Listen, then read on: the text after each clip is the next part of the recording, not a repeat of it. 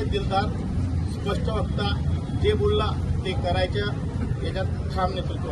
आपल्या जवळजवळ पहिल्यांदाच राष्ट्रवादी उभी राहिली योगेश भाऊच्यामुळे, आणि ती राष्ट्रवादी जशी निवडून आल्यानंतर त्यांना अजितदादांच्या सुद्धा फोन आला संगीतवरून केल्यानंतर, आणि त्यांनी त्यांच्याशी चर्चा करताना इतका आनंदाने आणि इतके व्यवस्थित बोलले, तुम्ही हे जे केलं तो त्याला विकासासाठी हे पण सहकार्य लागेल, ती माझ्याकडनं पूर्ण करेल, असं व्यक्तिमत्व का ज्याने हे पाहिल्यानंतर आणि स्वतः बोलवल्यानंतर सर्वजण भेटले.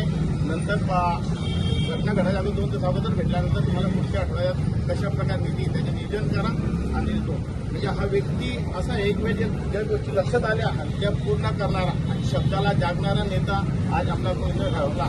आणि जो आवडे म्हणजे देवाला,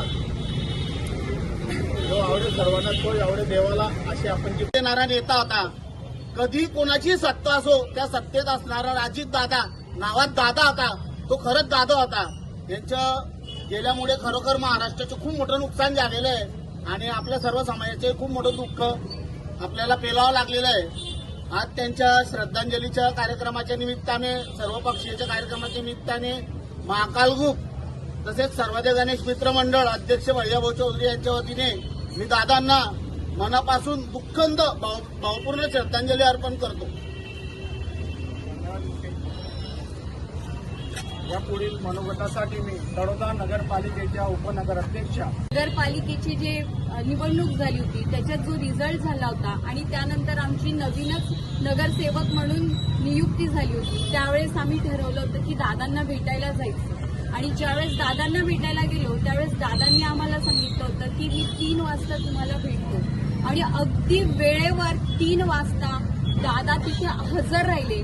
म्हणजे इतकी मोठी व्यक्ती तरी सुद्धा त्याने हा विचार केला नाही की मी एवढ्या मोठ्या पदावर आहे, एवढा नावाजलेला नेता, आणि त्याला कधी असं वाटलं नाही की मी वेळ इकडं तिकडं करावी. अगदी वेळेचे पक्के असलेले म्हणजे बरोबर 3 वाजता ते मंत्रालयात त्यांच्या त्या रायगडावर हजर झाले.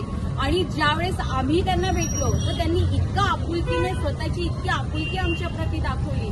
म्हणजे असं वाटलंच नाही की मी खूप कधीतरी म्हणजे मला असं वाटतं की माझ्या आयुष्यातला तो पहिला प्रसंग होता की कुठल्या तरी नेत्याला भेटायला जायचं आणि एवढ्या मोठ्या नेत्याला मला भेटले.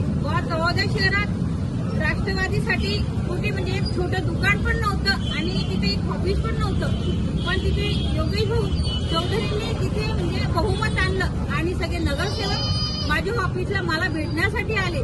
ठरवलं आपण दादांना भेटायला जायचं. मग दादा म्हणे, दादांच्या महानगरपालिका होत्या, दादा दौऱ्यावर होते. दादांना आम्ही एकच शब्द सांगितला, दादा 3 तारखेला माझ्या मिस्टरांचा वाढदिवस आहे. ते म्हटले, ताई मी नक्की येईल, माझ्या वेळात वेळ काढून मी 3 फेब्रुवारीला येईल आणि आपल्या तळोदा शहरात मी आभार सभा घेईल. कारण तुम्ही निवडणुकीत उभे असताना लोकांना माझा चेहरा मोराही मी दाखवला नाही आणि लोकही मला भेटले नाही. मी फक्त अभिजित दादांशी फोनवरच बोलत होतो. त्यांच्या मार्फतच आपली सगळी ही रुटीन सुरू होती अभिजित दादांनी, आणि अभिजित दादांनी पण त्यांना विश्वास दिला होता.